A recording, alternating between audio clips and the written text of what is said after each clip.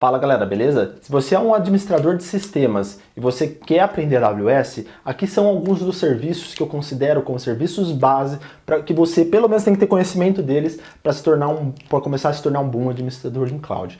Então, claro que existem muitas outras coisas que é bom e importante você saber. Mas se você não sabe por onde começar, eu diria que esse, na minha opinião, são os melhores serviços. Mas dependendo da empresa que você está, pode ser que um serviço seja menos importante que o outro e assim por diante. Então, beleza, galera? Antes de eu começar a falar sobre isso, se você ainda não é inscrito no canal, não deixe de se inscrever, que eu estou sempre postando dicas e notícias sobre a AWS. Então vamos lá. Quais são os principais serviços? Claro que, em primeiro lugar, né, nem coloquei em classificação aqui, mas esse daqui, sem dúvidas, é o mais importante. É a parte de redes e EC2. O que são esses dois? A redes, galera, é como que funciona a parte de VPC, Subnet, Route Table, Security Group e NAT Gateway ou NAT normal. Você precisa ter conhecimento para saber como que você vai criar e aonde você vai criar os seus servidores, como que você vai ter zonas de disponibilidades diferentes. Então você tem que saber que, olha, eu tenho uma VPC, deixa eu pegar uma outra caneta. Eu tenho aqui uma VPC, que é onde tudo começa. Aí dentro dele eu tenho minhas subnets. Cada subnet está dentro de um data center, de uma zona de disponibilidade. Então você tem que saber que quando você for criar um servidor, tem que ter servidores em lugares diferentes, se eles forem redundantes, e assim por diante. É importante que você saiba isso. Outra coisa que é importante é como funciona a questão de volumes dentro de instâncias. Então, quais são os tipos de volumes? Temos diversos tipos lá. Existem diversos tipos lá, como por exemplo, GP2, IO1, Standard, ST1, e SC1. Esses são os tipos. Quando você usa cada um, isso daí, galera, gera uma economia, melhora de performance e economia de custo bem grande, dependendo do tipo de servidor que você tem e qual é a finalidade que você tem para ele. Outra coisa que é importante você saber é como funciona o ELB, que é um balanceamento de carga entre as EC2 que você cria a nível de AWS. Além de Load Balancer, galera, é importante que você saiba como funciona a configuração do serviço de auto-scaling. Então, o auto-scaling, ele escala seu serviço baseado em CPU, memórias, baseado em alguma coisa. Então, é importante que você saiba como ele funciona.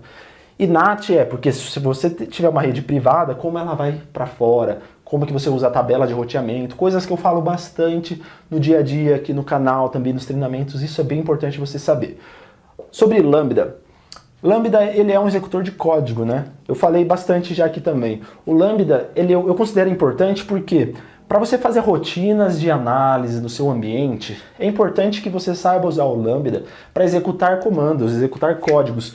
Não vai lá e cria uma EC2 instance, o que é muito comum de eu ver. O pessoal vai lá, cria uma EC2 e usa essa EC2 para começar a mandar uns comandos de SDK e assim por diante. Não, usa o Lambda. O Lambda você só vai pagar ele por execução de código. Ele é muito barato, vale muito mais a pena. E o Lambda, galera, ele vai pegar uma fatia muito grande do mercado, tá pegando já, e cada vez vai aumentar mais. Então, junto com o Lambda, como ele é programação, eu sugiro que você tenha uma linguagem de programação. Pega uma linguagem só uma, e aprenda muito dela. O básico total de Bash, Shell Script, se você for um cara de Linux, e o básico total de PowerShell, se você for uma pessoa que trabalha com Windows, só para, às vezes, o suficiente para você fazer poucas chamadas de comandos. Mas aprenda uma linguagem, se você não sabe qual começar, eu, particularmente, usaria um Python. Eu gosto, é a que eu selecionei. Mas tem muitas outras. E dentro dessa linguagem, você aprende as SDKs da AWS, que são o kit de desenvolvimento. Como você faz funções, como você chama, como você cria servidores através de comandos e assim por diante. Para você parar de ter aquele trabalho manual e começar a ter coisas mais automáticas.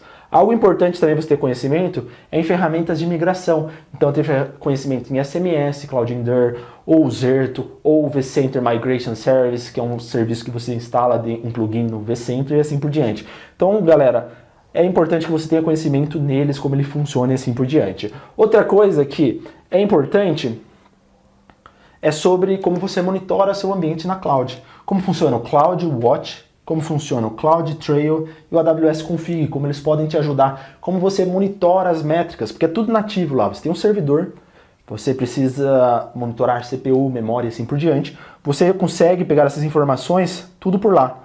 Já o Cloud Trail, você consegue analisar quem executou uma ação em determinado horário. O AWS Config, você consegue monitorar se os seus servidores estão compliance com uma determinada regra e assim por diante. O System Manager, ele não é um super wow, você precisa aprender. Mas dependendo da sua necessidade, é interessante para você automatizar rotinas de patch, rotinas de segurança no seu servidor, comandos que você quer executar em um determinado comando. Então se você está pensando, eu quero aprender Chef, ou quero aprender Puppet, ou Ansible,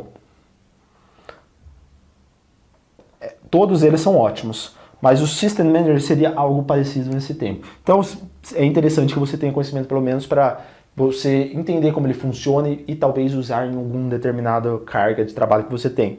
E o S3, pessoal, é importante porque ele é serviço básico, o mais básico e base de todos, e ele é muito bom para fazer backups de instâncias. Então imagina, você tem um serviço rodando, uma EC2, e ela tem alguns dados lá em algum determinado file system. Você pode configurar um AWS CLI, um command line, e esse command line colocar na contábil, no agendador de tarefas e pegar esses dados e jogar para dentro do bucket S3.